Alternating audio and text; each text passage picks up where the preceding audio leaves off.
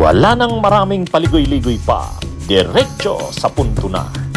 Maiksi lang ang komentaryo, pero diretso sa punto. Maraming kuro-kuro, may tiwali, may totoo. Dito, sa puntong diretso tayo. Punto, diretso. Kumakalat din ito sa social media, mga kabunyog. Kumakalat din ito sa social media. Ang issue naman sa kanya ay tungkol sa China.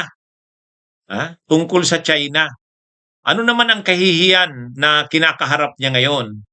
Ang kahihiyan naman na kinakaharap niya ngayon, yung picture, yung video na yan, umiiyak siya diyan, Alam niyo kung anong kahihiyan diyan? Nakakahiya. May paiyak-iyak pa siya. Alam niyo kung ano yung pinag-iniiyakan niya diyan?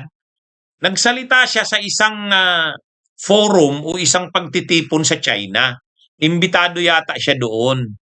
Ngayon, mayroon kasi siyang grupo, yung parang friendship ng China at Pilipinas.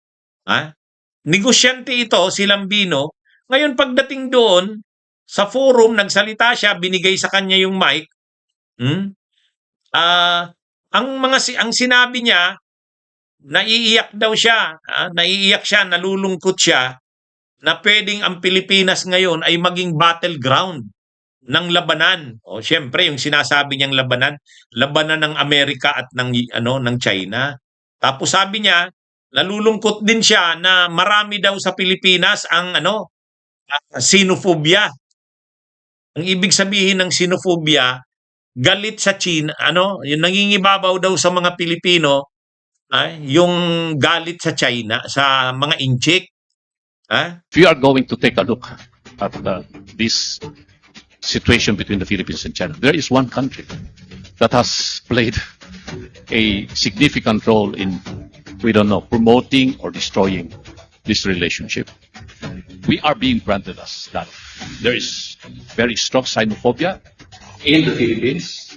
The mainstream media, newspaper, radio, television, they are all anti-China. But you can be certain, Mr. Ambassador, that there are Filipinos who really love China and the Chinese people. If the situation in the South China Sea become much worse, as people in my country are already saying, is war going to happen in the Philippines? As a Filipino and as a nation, I don't want my country to be a battleground. Thank you. Sa totoo lang, mali naman yung sinasabi niya na yan na ang mga Pilipino may sinupubya. Alam niyo mga kabunyog, kahit tayo galit sa ginagawa ng China, pero hindi tayo galit sa inchik. Hindi, sa totoo lang. Kasi pag sinabi mo kasing sinupubya, dapat may ginawa na tayong masama sa mga Chinese dito. Dapat, na tayo, kumbaga may sinasaktan na. Yan yung sinupubya yung galit. Yung galit. Galit sa mga Chino. Hindi naman tayo ganun Actually, galit tayo kay Xi Jinping sa gobyerno nila. Hindi sa mamamayang Chino. Di ba mga kabunyog? Pero ito may mga paiyak-iyak pa. May paiyak-iyak pa itong si Lambino. Kaya nakakahiya. Yung buong video niyan, makikita mo doon sa forum sa China yan ginawa. Palakpakan yung mga Chino na nandun. Yung mga palakpakan sa mga niya, sa sinabi niya. Kasi nga, madrama siya Madrama. Kumbaga, sabi niya, nalulungkot daw siya na naiiyak daw siya na ang Pilipinas ay pwedeng maging battleground.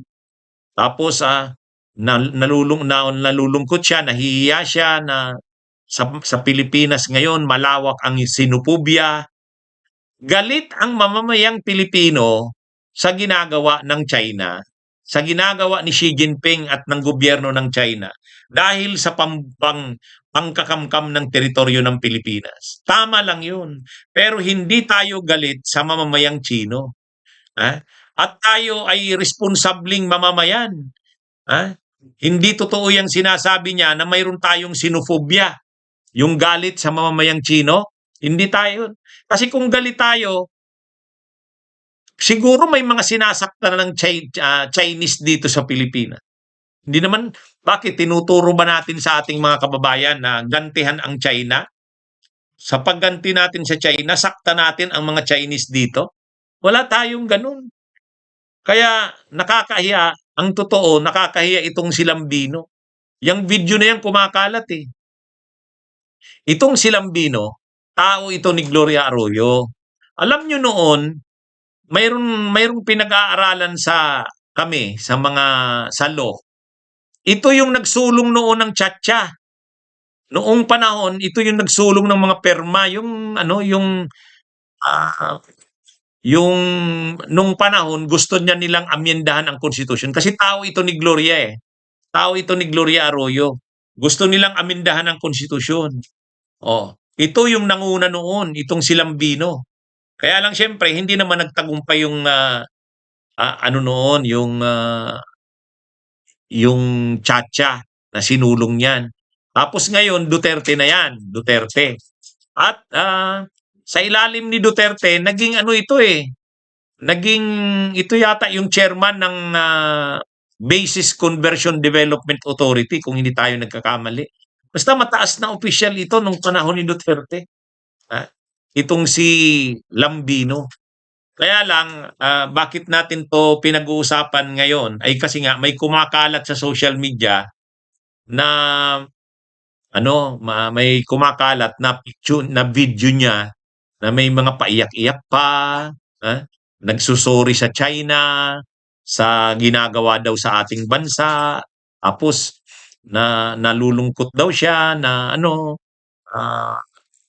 maraming mga Pilipino ang may sinupubya. Ay, ano ba ito? Kaya nung makita ko yung na yon, nakakahiya itong si Lambino. Sama ito nga pala si Lambino ngayon sa mga aktibong leader ng PDP Laban. Duterte na ito. Matindi na ang pagka-DDS nito. Ay di ba kasama ito sa line-up nung Duterte? Ayan. Tumakbo itong senador sa line-up ng Duterte. Pero siyempre, hindi naman mananalo yan. Hindi naman kilala yan. Kaya, yan. Ngayon, kasama rin yan sa mga nagpa-file ng mga petition sa Korte Suprema. Kasama nila Torion. Aktibong-aktibo yan ngayon si Lambino sa PDP Laban. Kaya itong mga kabunyog, mga kababayan, itong si Lambino, nagkakalat ng kahihiyan. Kumakalat sa social media yung video niya na yan ngayon. Bunyog, halikan na kasama ka. Bunyog, kapag buklod ay may pag-asa. Luzon, Visayas, Mindanao, isa ang pananaw. Sa bagong Pilipinas ang bunyog isisigaw.